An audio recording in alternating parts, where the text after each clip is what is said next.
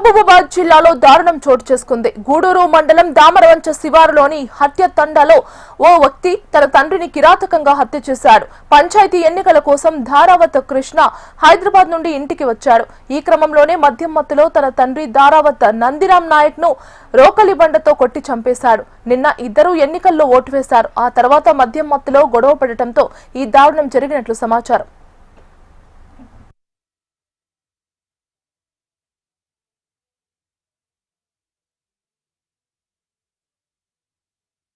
మాకు గ్రామ పంచాయతీ దావరంచ అట్టేసంట ఒక్క విలేజ్ దానికి రావడం వల్ల ఏమైందంటే ఓటుకు రావడానికి ఇక్కడ వచ్చిర్రు జనాలు అందరు రావడం వల్ల కొన్ని ఒక కుటుంబంలో కలహాలు జరిగినాయి.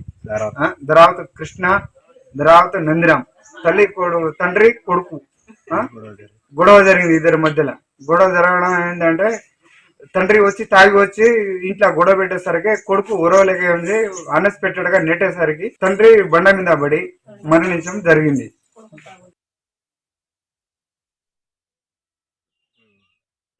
నిలబడి